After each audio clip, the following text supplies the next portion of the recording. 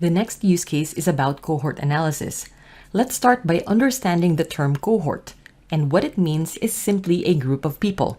A quick search of cohort analysis in our preferred search engine will give us a number of results. This definition from AppQues covers good ground of cohort analysis.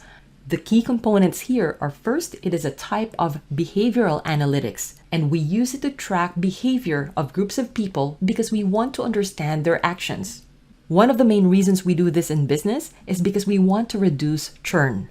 Churn is a term we use when customers stop doing business with us. For example, customers that don't come back for additional goods and services, or customers that terminate their subscriptions. We want to understand why they're unhappy and improve what we can from our business operations so that we can reduce churn. And the reverse of churn is what we call retention. We want to retain our customers. So let's answer some of these cohort-related questions using Tableau. First question, how many customers do we have per cohort? And second, how many customers in our 2018 cohort bought in 2020? If you need an LOD expressions refresher, please check out another comprehensive tutorial I have on this topic. I will put up a link in the card above and description down below. So for this use case, we want to group our customers based on the first year that they bought from us. So let's bring out the details first so that we can understand what we're working with. Let's take our customer ID and let us display each of the dates that they bought from us. So right-click, drag, order date. In here, we're going to choose discrete date because we want to list out each individual date. So in here, what we can do is we can take a look at just the first order date and then strip out the year. And that should be the cohort that that customer belongs to.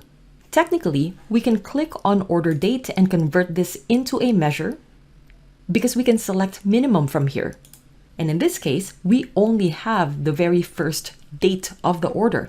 The challenge comes when we want to be able to report per cohort and count the number of customers in each cohort, because that means we don't want customer ID in our view. But look at what happens when we take away customer ID.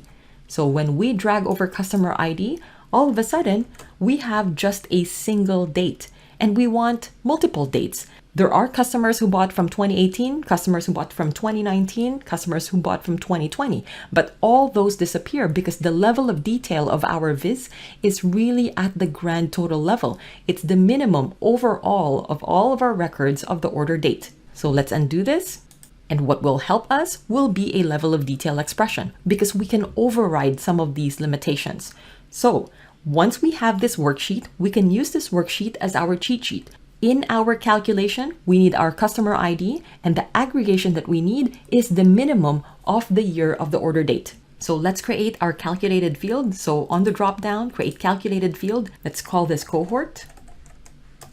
I'm just going to tag it with fixed, and we're going to fix this using our customer ID. So we can simply drag it over if you already have your worksheet enabled, and then colon. Our aggregation will be a little bit different. What we have in our worksheet right now is the minimum of order date, but what we want is the minimum of the year of the order date. So we can simply type that in. So the minimum of the year of the order date. And let's not forget our closing curly braces. Click OK. Now we can move this up to dimension because this is meant to be just a descriptor for each of our customer IDs. And just to verify, when we drag it over, we should be getting the correct years. We should be extracting the correct years. So to answer the question, how many customers do we have per cohort?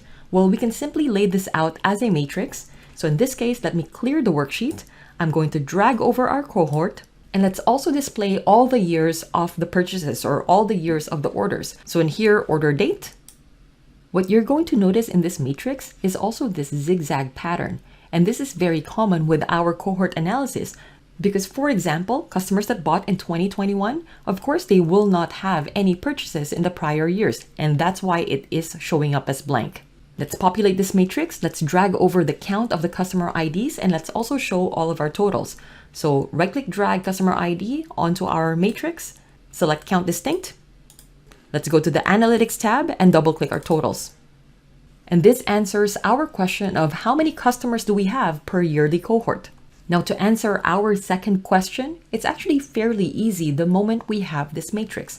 How many customers in the 2018 cohort bought in 2020? And just by looking at this is the cohort 2018, and there are 485 of them that bought in 2020. To make this a little bit easier, we can also add our filters. So on the drop down on our cohort fixed, we can show the filter. So we can narrow down if we only wanted to look at the 2018 cohort. We can also further narrow down if we wanted to filter on the year of the order date. So we can add this to filter. So on the drop down, show the filter. And again, if we're just simply interested in the 2020 year, we can select just 2020. And the answer is still 485.